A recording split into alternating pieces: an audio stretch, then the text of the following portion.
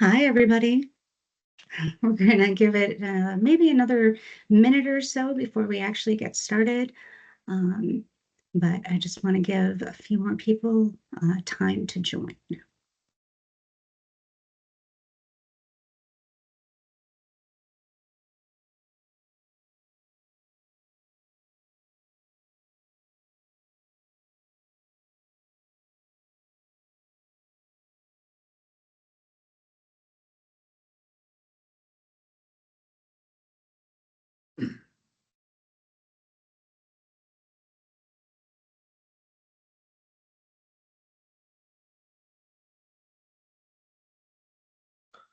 All right.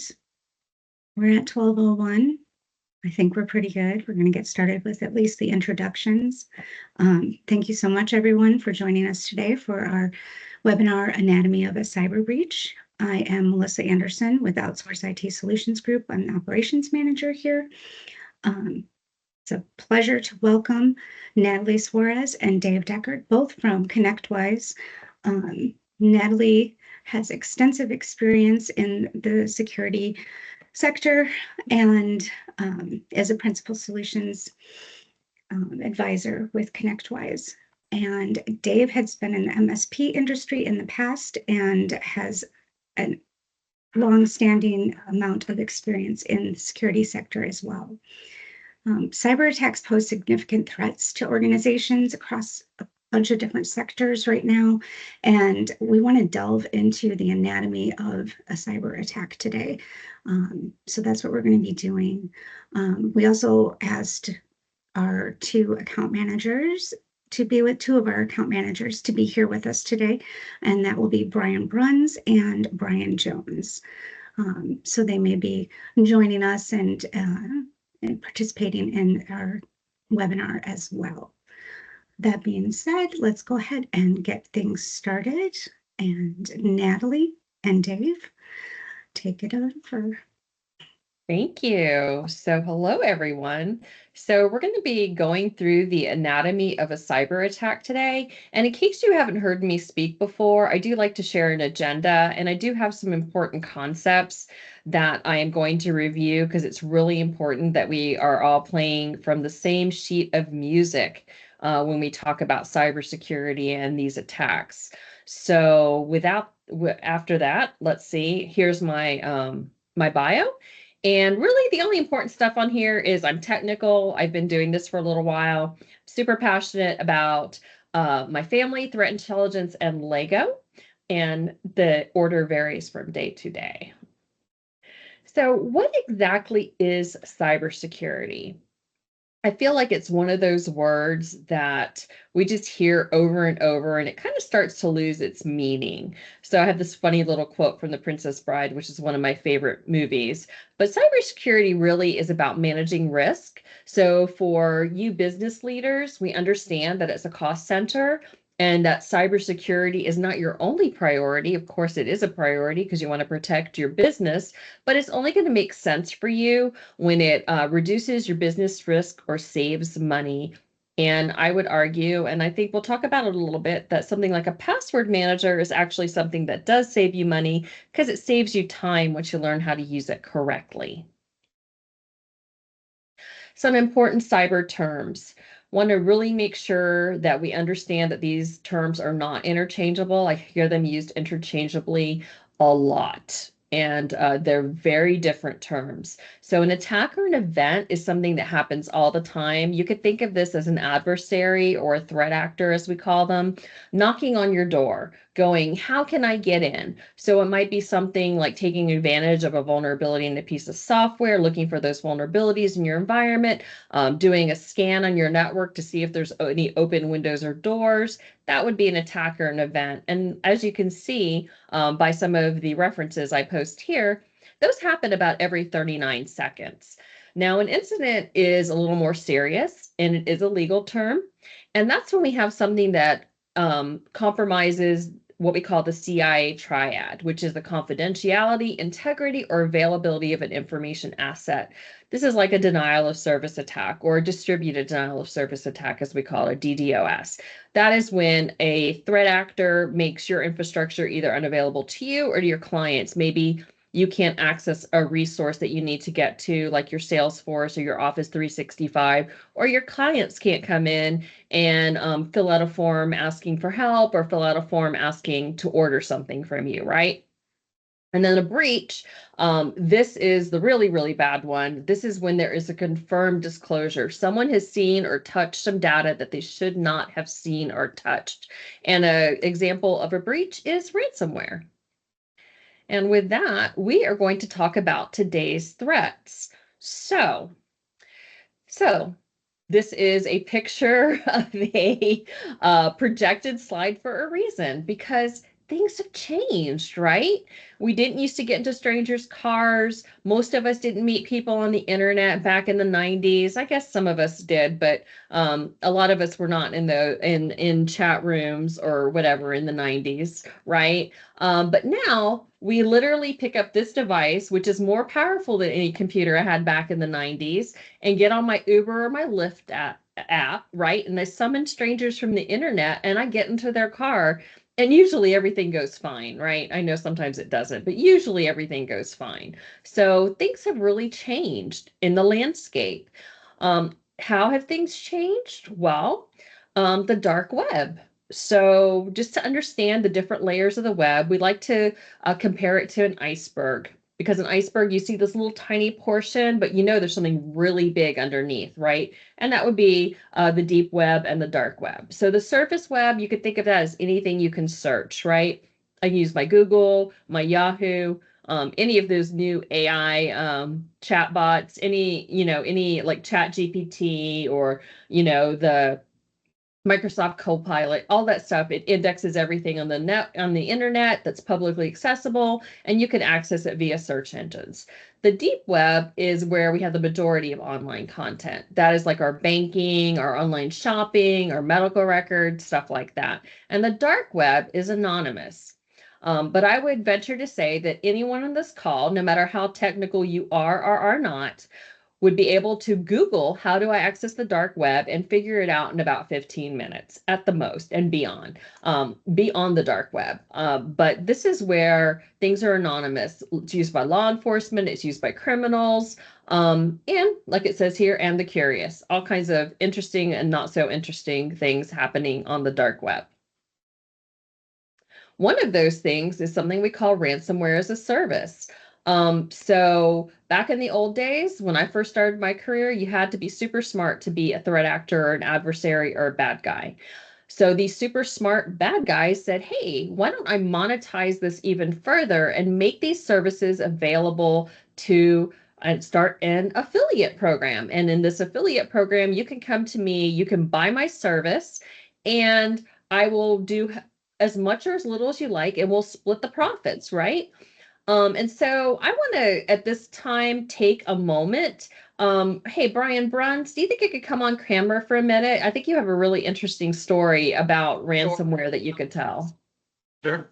Hello. Hi, everybody. Thanks for joining today.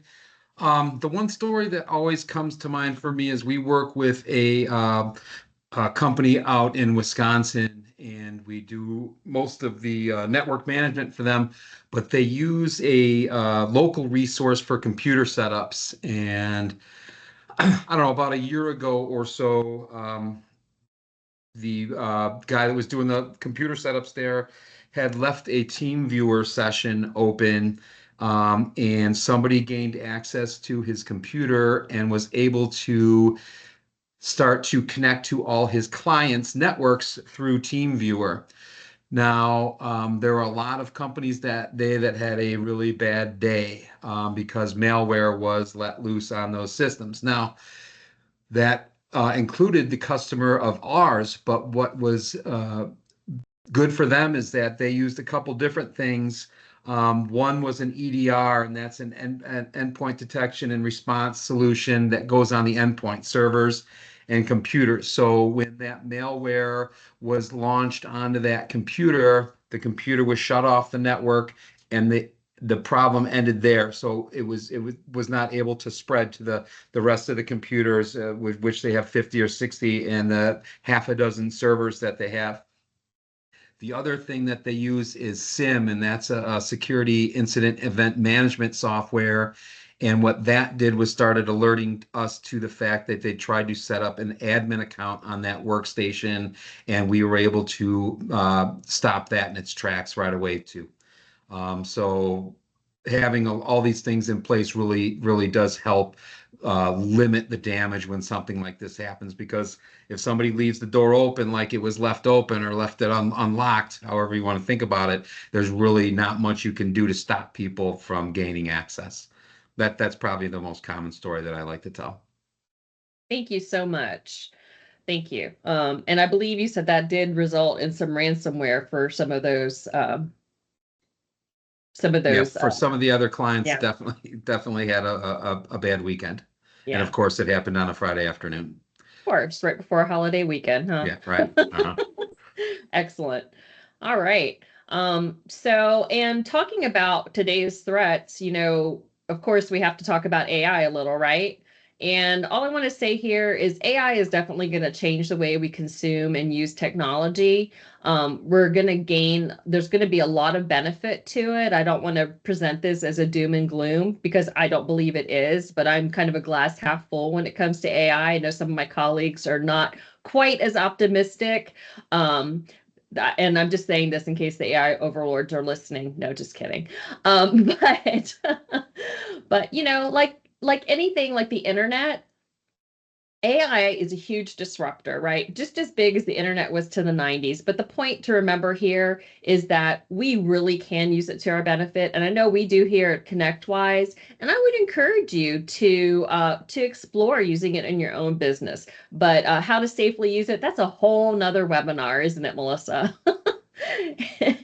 And with that, I'm going to ask Melissa if you wouldn't mind launching a poll. It is quiz time. See how many people are awake here. All right. Awesome. So, what percentage of ransomware attacks target small to medium-sized businesses?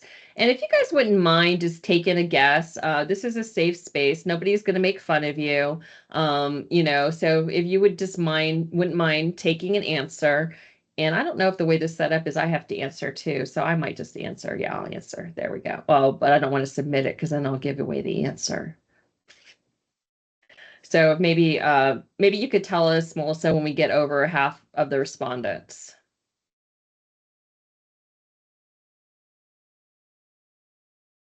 I feel like we need some Jeopardy music. All right, hold on.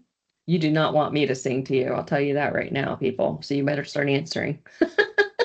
I've got, doesn't shows me. Natalie, I did answer, but whether or not I answered the correct answer, or I threw a false flag in there, I'll leave that up to everybody that's attending to figure. I've got 18 responses here. Oh, really? Yeah. Okay. I'm going to go ahead and submit Wow, mine. doing good. So let me see. So, okay. So great. You guys are super smart. Almost half of you got the right answer. So the answer actually is 82%. Can everyone see the slides again now? Yeah, it's still up. The poll is still up. But just so you know, I answered 55. So our attendees are better than half.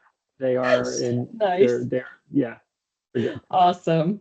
I Be able have to- someone with their hand raised. Hold on. Okay.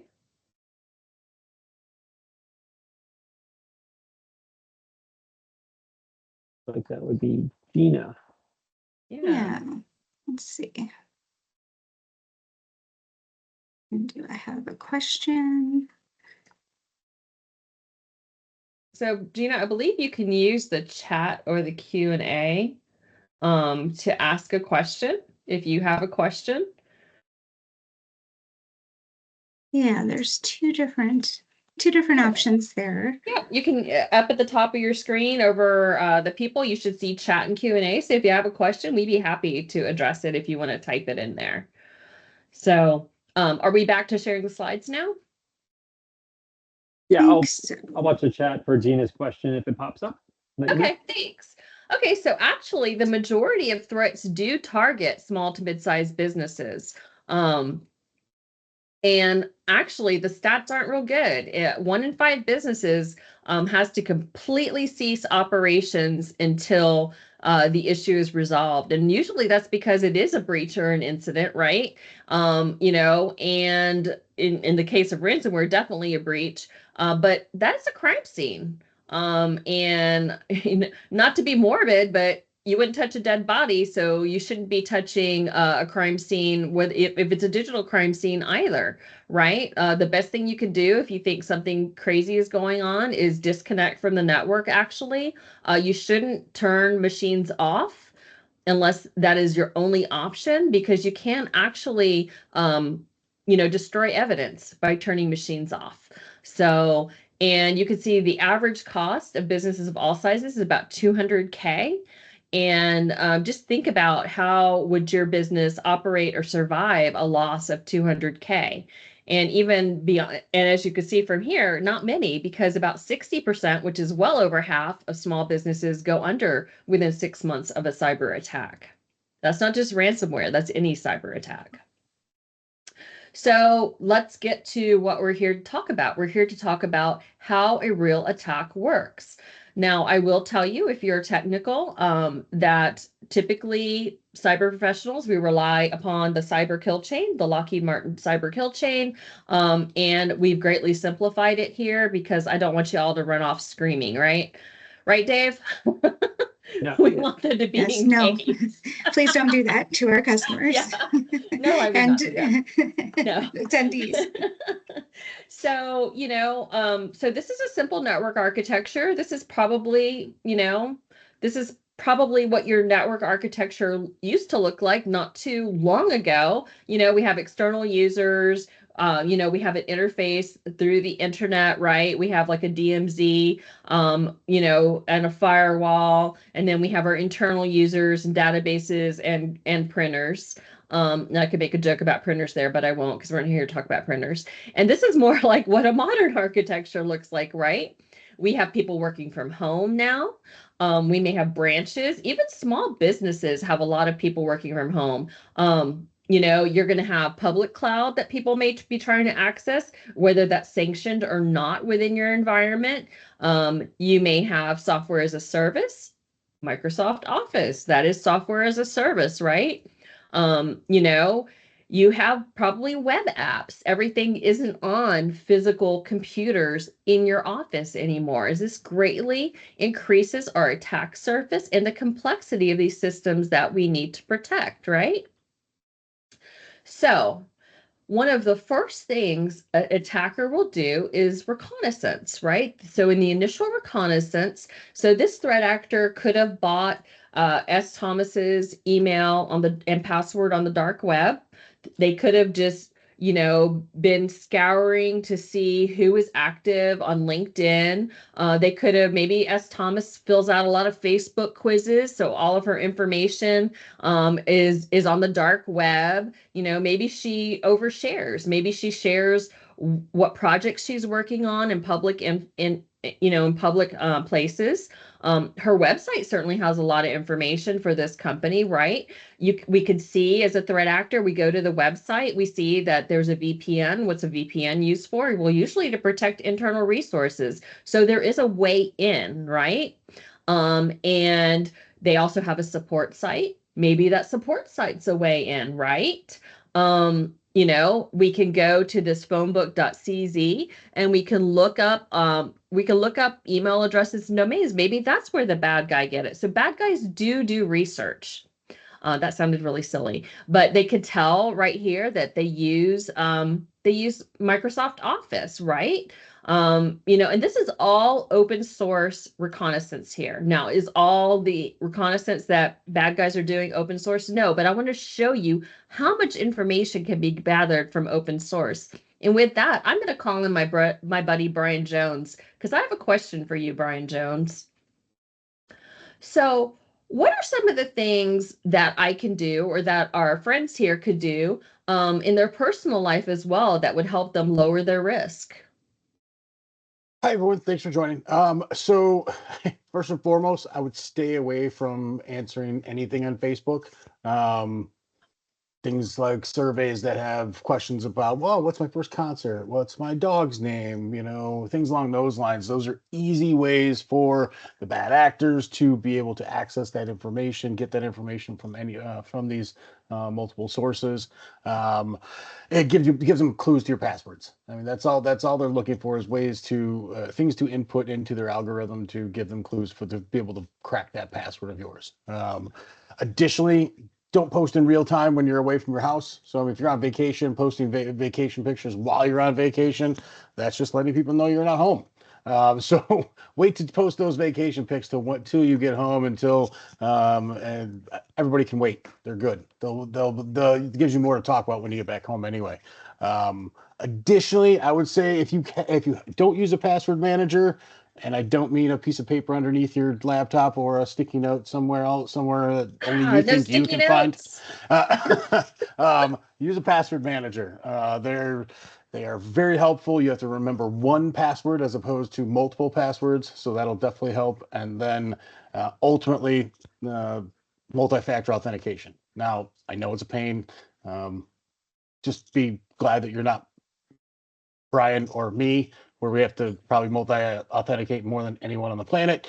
But that's for not only our company, but also for your safety, your client safety, data safety. So it's if you think it's a pain for you 1 or 2 times, trust me, it's not that bad, and it definitely keeps things safe. Oh, most definitely. I mean, you should multi-factor authenticate everything you can, honestly. And just to add on to that Facebook quiz thing, with the advent of AI, not only should you not give away answers, you shouldn't be giving away your image, honestly. And I know it's harder for some of us. I mean, I probably have more than a few videos out on LinkedIn. Hopefully nobody is deep faking me, but we're seeing deep fake attacks using AI.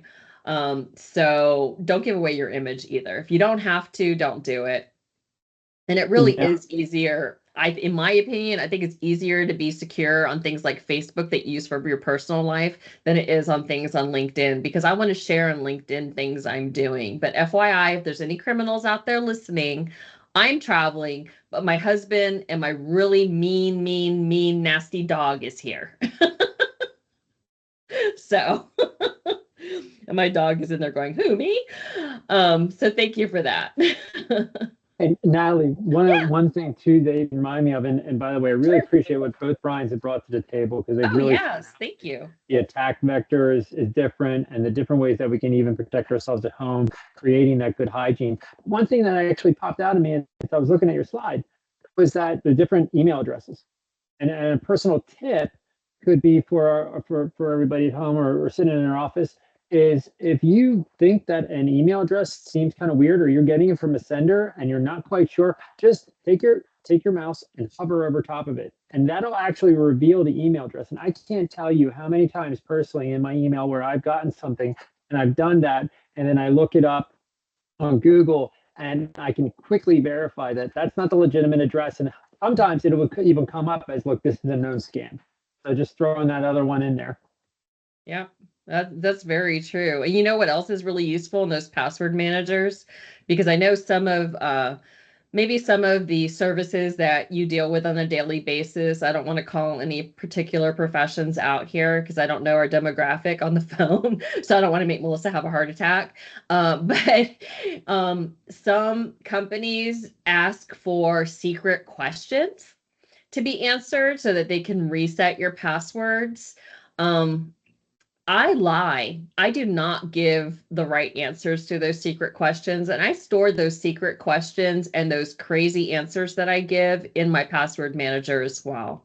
So that I don't have to, and that's not because I have to worry about someone trying to fool me, but what if someone tries to fool that business that I'm doing work with, right? and they have the answers to my secret questions because it's basic stuff like what was the first car I ever drove? Well, guess what, guys? That's public record. Your maiden name, guess what? Public record, right? So make up just crazy answers to that stuff and store that in your password manager as well. So speaking of crazy emails, so S. Thomas got a crazy email. And the first thing I want you to notice is Microsoft is purposely misspelled. But did you notice that right away? Or did you just say, oh gosh, I got a notification from Microsoft that there's some unusual activity of my account? As a matter of fact, I got one of these emails this morning. Apparently there's unusual activity on my Kohl's account.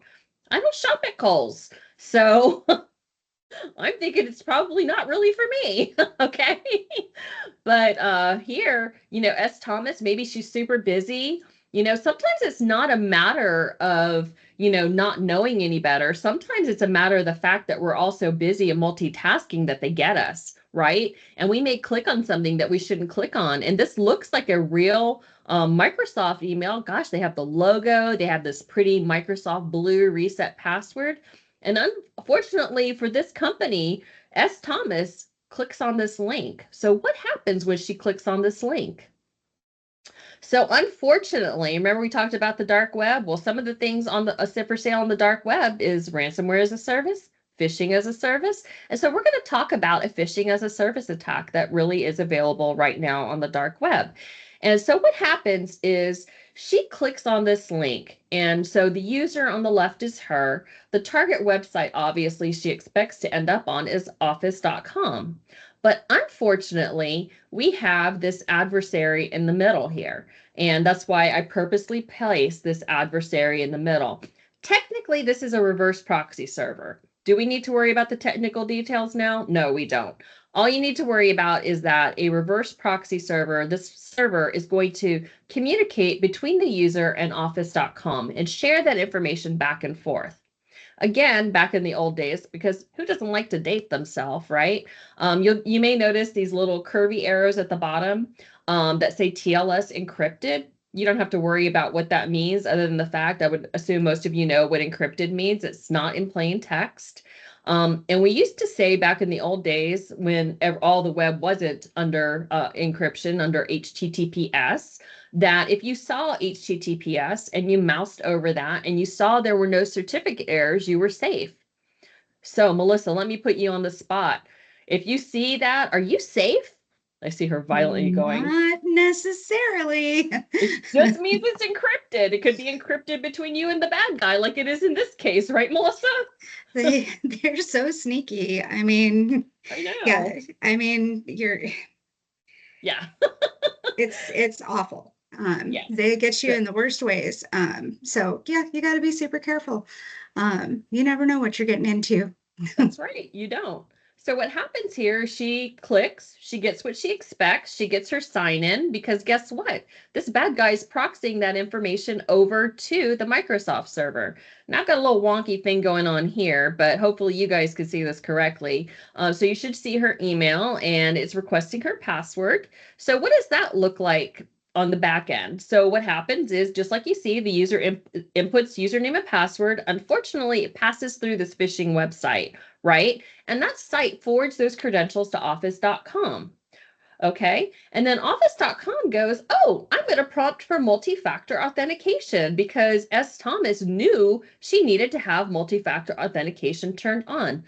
Unfortunately, she does not have phishing resistant multi-factor authentication. Now, if you're wondering in your head, what does that mean? Just hold your horses. We'll get there.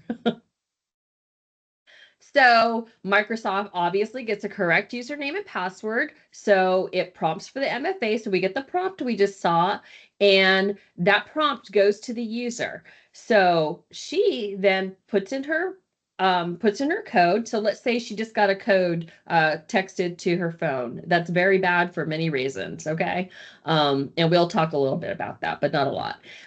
So she puts in the code goes to the phishing website. Remember, everything's encrypted. The bad guy can't see any of this data. I mean, sure, maybe they could decrypt it, but they don't have to because they're super lazy. That's why they bought a kit instead of writing the software themselves, right? And the phishing site forwards that MFA. And then she gets this pop-up, something went wrong.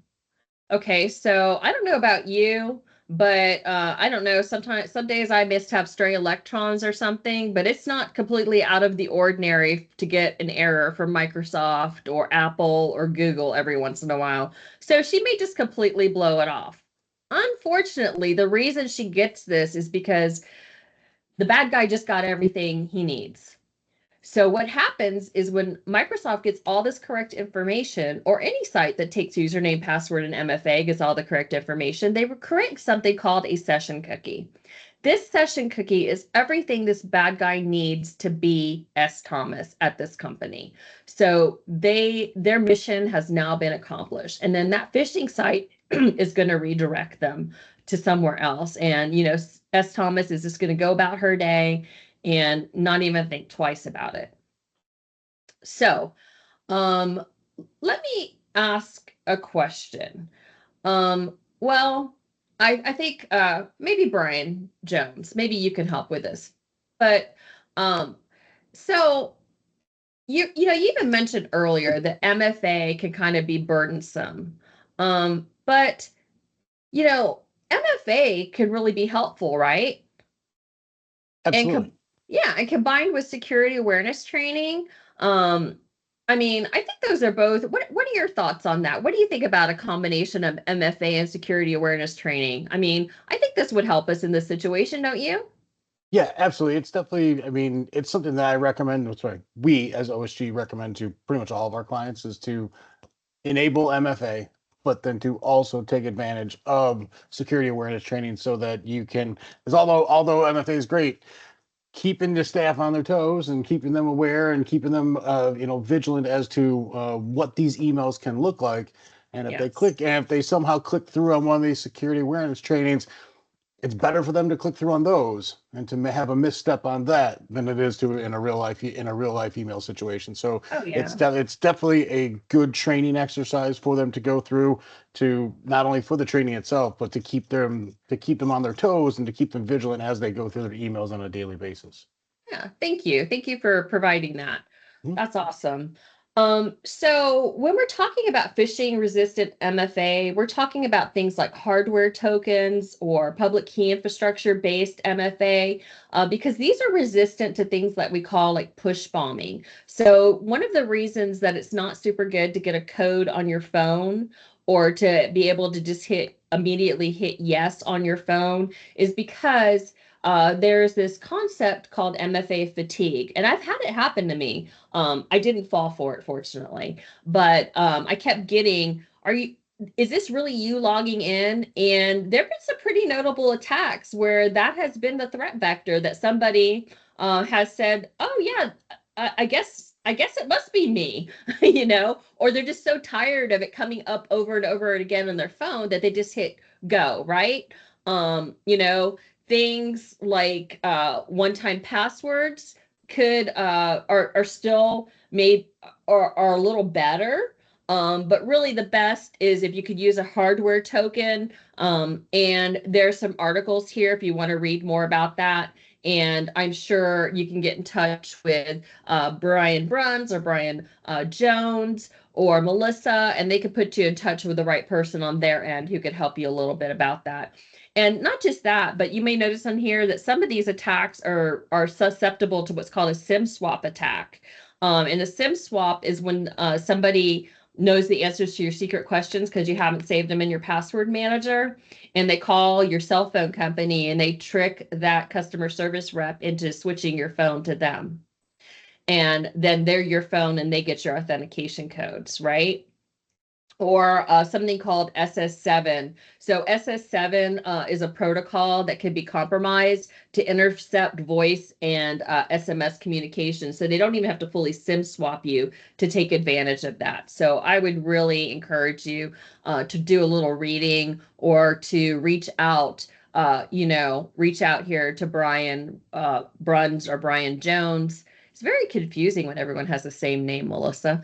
I'm glad you have a different name. I have a different name. Dave has a different name, because they can really help you, secure your environment. And a lot of these things that we're talking about here, these apply to your personal life as well, because these attackers aren't just going after businesses. Sometimes they're going after us personally, especially those of us who are in the security industry. So like, bad guy with Kohl's, you don't get to take advantage of me today. So Natalie, you yeah. mentioned, I'm sorry to interrupt, but you mentioned No, go fatigue.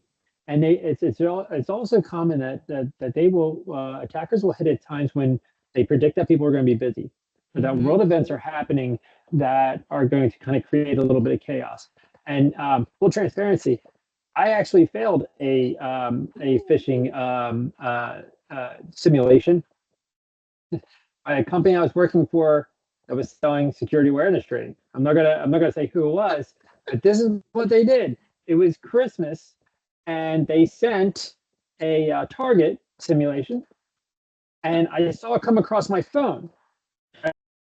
Thinking, I'm going, okay, that must be one of the gazillion target or the Amazon notifications, and I just clicked on it and got an instant fail. I didn't check. I didn't take that 1 second to check to notice that the Amazon, notification came to my work email address, which I would never use for Amazon. I just Exactly. automatically assumed, oh, it's on my phone. That's my personal, and I went ahead and clicked on it. So here, the guy selling it actually failed it. That was a mark of shame for a minute. But the point is that it can happen to anybody. Two, they're gonna do it at times when they know that you're tired, when you're fatigued, when you're busy. And the other thing is that, like, look, if anything, that security awareness training module reminded me of was to slow down a second. Even when I'm busy, when something comes, like to me in an email or a text.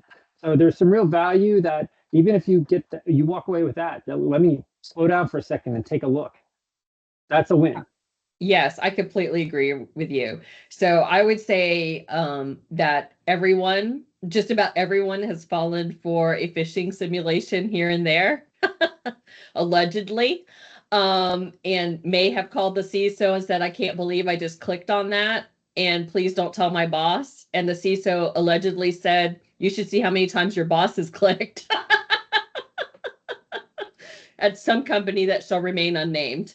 But anyway, if you want to read more about either of these attacks, if I piqued your interest, here's a couple of links to some known, one called Evil Proxy and one called Greatness, that actually are phishing as a service attacks that are available on the dark web for purchase. But I don't recommend that you do that. And then we get to the exploitation phase. What does a threat actor typically do once they have broken in? Again, let's date myself. Back in the old days, Dave, you remember the old days, don't you? Our email was only our email. Is our email only our email? Not anymore. It's every file everyone's ever shared with us. It is those one-time password codes, right? It is all of our files in SharePoint, all of our files in OneDrive, right? So they may just be doing this to get data exfiltration. They may be more interested in deploying ransomware. They may be more interested, maybe S. Thomas doesn't have any cool stuff, but she's working on a super cool project with B. Jones. Oh, hold on. There's a B. Jones on here. C. Jones. Sorry, Brian. C. Jones. And so the bad guy takes advantage of her email and emails a package to C. Jones, right? And C. Jones clicks on it. And unfortunately, remember when our friend Brian was talking about endpoint detection and response? Well, if C. Jones has endpoint detection and response, most likely that malware is going to get caught. But if C. Jones doesn't, then we've got an issue. Maybe we've got malware. Maybe we've got ransomware. Maybe we're just dealing with data exfiltration. maybe the bad guy intercepts some invoices and switches up some, ACH or wire transfer information, right? And that's when we get into financial fraud. What if they, maybe this is a government contractor working on some really cool stuff and they install a back door so they could just wait and see. Maybe it's espionage. Some nation states are known to use, this information for espionage to steal trade secrets or intellectual property. And this is not a all-inclusive list. There's a lot of things the bad guy could do at this point. So with that good news, we're going to go into what I like to call the value of data. So Melissa, do you want to pop up another poll for us? Alrighty, here we go. So, so what of these types of data, online banking information, access to your corporate network, full credit card details, healthcare data, or your social security number, which one do you think sells for the highest amount of money on the dark web? And just let me know when we've got about 50% responded, and we'll move on. Because people are going to have to start listening fast, Melissa. Okay. I've got gonna lie. 11 responses I'm and lying. 50%. Yeah. Okay. All right, cool. So most of you believe it's your social security number. Well, guess Up what? 16. We're going up there.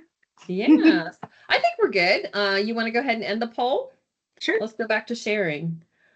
So a lot of you are going to be surprised. It's actually access to your corporate network. So about 2 to 4K. Stop and think about that for a moment. Think about what the return on investment potentially is for a bad guy who has access to your corporate network. If they just divert payment for one invoice or 10% of your invoices, aren't they going to make back that 2 to 4K? So if I'm a bad guy, is that really enough money to stop me from being a bad guy? Probably not. Our social security number is only worth about $1, I would venture to guess, because it's used everywhere and it is everywhere. We've had 2 major credit reporting agencies that have been breached. So of course our social security number is everywhere. Healthcare data, nothing to sneeze at, $1,000. If you want your mind to ever be blown, Google what is an infant social security number worth.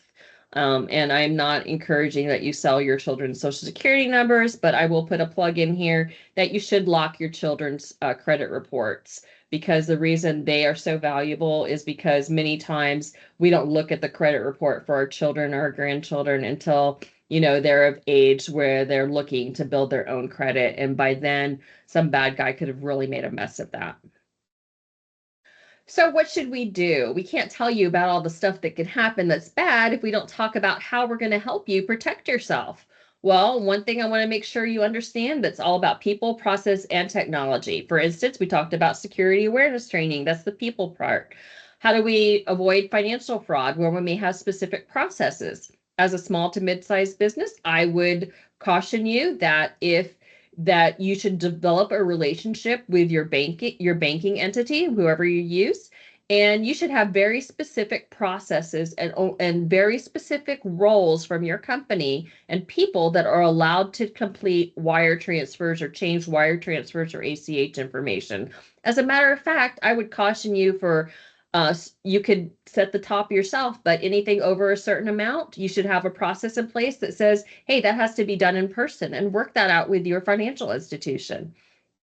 Technology, that's pretty easy, right? If cybersecurity protections were a technology problem, I would argue with you that we'd have them solved by now. But it requires people, process, and tech. And tech, like your password manager, right? Your endpoint detection and response, your security information event management system that we talked about. And speaking of that, what is our minimum acceptable technology? So MDR is just the managed part that's combining a security operations center, security professionals with your endpoint detection. Some of the things that are table stakes are, DNS and web filtering to make sure that people, don't go to bad websites, because sometimes we mistype. Oh, I know that website, and I'll type it in, and no, I'm not in the right place. I'm in a bad place, right? We talked about the value of security awareness training, access management. Don't just give everyone admin access because it's easier, right? That also makes it easier for a bad guy. You should have a security information and event management system, because if something happens, and unfortunately the chances of something happening are greater and greater every day, and we've seen that small to mid-sized businesses are targeted. So I'll say, when something happens, you don't want to have to go through logs manually. You want everything correlated in a nice, neat package for you, and that's why you want a security information event management system. And the difference between an incident and a breach, or maybe even someone just trying to get in and not a true incident, if that is so valuable, if you can prove that something bad did not happen, is also very valuable. Things like incident recovery plans, business continuity, disaster recovery. What happens when you can't touch your network for days, right? How do you continue your business operations, right? And of course, our fallback is cybersecurity insurance at this day and time.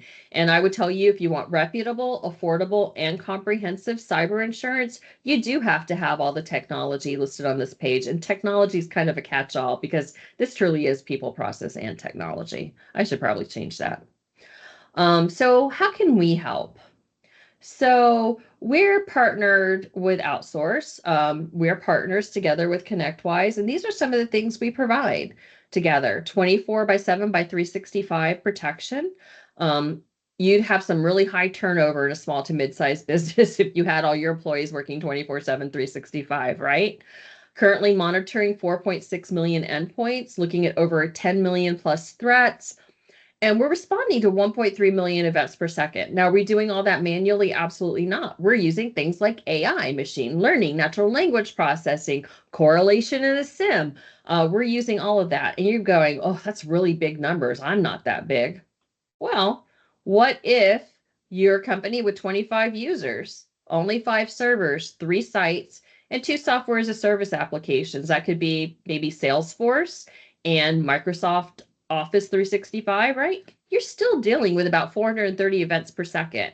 You know, and here's just an example, like in that case I just showed you, what frequently happens is someone's really logged in from LA, and then the bad guy has access, and they go in and they log in from the UK, and something like a SIM sets off an alert that says, this is impossible travel. What should we do? We should change the password, disable the account, notify the user and the team, and also log out of all sessions. I keep forgetting to add that.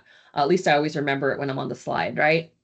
And what do those security professionals look like? Well, right now they look like over 180 people with very highly credentialed and very highly trained. That's important to us. We want to make sure that you have top professionals looking at your security information and looking at security across people, process, and tech. And even beyond that, we have a cyber research unit, which they do all the fun work, right? They research threats. They play with new technologies, experiment with new technologies, right? They create threat intelligence, which is a huge, huge part of protecting your environment. Threat intelligence together with your SIM and EDR, they all work together. And these are the smartest of the smart, and everything that they do in their research and development environments, they bring that back into the tools to protect your businesses. And now I have shared a lot of information with you, and I'm going to end with this dead philosopher quote, because, dead philosopher quotes always make someone really smart, right? When I was a software developer, I used to have a boss who would say, the perfect is the enemy of done, because I don't know if you've ever worked with any software developers, but we're a little loopy. And we used to compete with each other to see who could do something faster, or do something in more obscure code or shorter code or whatever. And he always used to say, time out. We just need to do it to the customer requirements. And if you truly find a way to do it better, that's great. You should make those recommendations when we present it to the client. Or if you have enough time, go ahead and make it faster or better or whatever, or shinier or whatever, right? But perfect is the enemy of done. We need to get it done to the requirements. And why would I tell you that? Well, we shared a lot of info. Your head may just be exploding right now. And I'm here to tell you the most important thing you can do to protect your business is something. Do something, right? Just don't think you have to bite it all off and get it all done right away all at one time. Not possible. So with that, I'm going to put my new buddy Brian Jones on the spot. And I want to ask Brian a question. So Brian, Yes. what would you want a business owner to understand about lowering their risk? Loaded question. But that it's You're just welcome. yeah, thank you. I appreciate it. The easy one at the end. I'd say the biggest thing that you need to do is to identify where your largest gap is. So where your most valuable assets are at risk. Because once you do that, then that's where that's kind of your kickoff point. Because lowering risk is just not an immediate fix. It's a process, and it can be as long or as short as that of a process as you want. But it's something that you need to identify the biggest gap, and then go from there, because that's where the biggest gap is, where they're going to find first. It's kind of like the picket fence theory. If someone who's trying to rob houses is walking by a picket fence, they're going to go for that one, as opposed to the one that's next door, that's got some barbed wire, a big dog, and some lights on it. So when you find that picket fence, that's where they're going to go. So that's your largest gap. So find that gap, and then attack that, and then work on mitigating the rest of your risks. My goodness, where do you live? Not the white picket fence. Okay, just checking. And Natalie, one of the things too I wanted to mention, I really, again, it's a lot of value that both Brian's bring in terms of the answers. But the other thing is, like, I always like to kind of touch really, why should small to medium sized businesses care? And we talked about today about the different attack vectors. We talked about people, processes, and tools. We talked about different, given some examples, right? The reason I think small and medium-sized business should care is that because the larger businesses, a lot of them have the financial bandwidth to hire internally people, processes, and tools. You talked about the SOC. They can, the Security Operations Center. Sorry about the acronym. I come from psychology originally, so I use them all the time. But the thing is that what you want to kind of keep in mind is that when it comes to these larger businesses, they have the financial bandwidth to put a lot of focus into building these things out. They can go directly to vendors. Small to medium-sized businesses can't. So what happened was, if you think about each one of the business owners on here thinks about it, when you think about your business, you think about your addressable market. If I'm a hacker, I'm thinking about, where's my addressable market? My addressable market is sitting right there with the individuals that don't have the tools to defend themselves. They don't have the people in there, right? They probably don't have the processes. Okay. So that brings it back to, like, the value comes in with your advisor, with your MSP, because they have access to all these things. So going to those next steps, taking some of that advice that Brian was saying about lowering risk and having those conversations is really important. But what that does effectively is that takes you off of the addressable market, because now you're on par with all the organizations that have this stuff internally. I just want to mention that. I think it's exactly. worth. Most definitely. Thank you, Dave. No problem.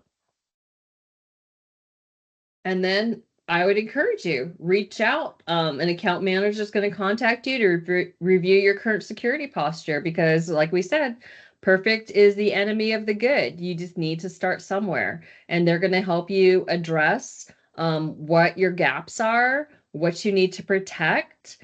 And they're going to do that through a lens where they understand your business objectives, and they're going to talk to you about your risk tolerance, because cybersecurity isn't one size fits all. And that's another reason that you need to partner with a professional like Outsource, because they'll take all of that into consideration and help you build a plan that makes sense for your business. And with that, I don't know if we have any additional questions. So I will turn it back over to my friend Melissa. That would be me. Yeah, guys, feel free to pop in questions in either the Q&A or the meeting chat, whichever you feel comfortable with navigating to. I want to thank everybody for joining. I'd also love to get some feedback from from our attendees on what you'd like to hear about next. If you could, throw that in the chat, what interests you guys. The more ideas I have, the more I can set up additional webinars in the future. So, and thank you, Natalie and Dave Thank you. and Bruns and Jones for all of this wonderful content and insightful exploration on the anatomy of a cyber attack. And we truly appreciate it. Thank you for having us. We appreciate you. Pleasure. All right. Thank you, guys. Have a great day. You too. Bye-bye. Bye.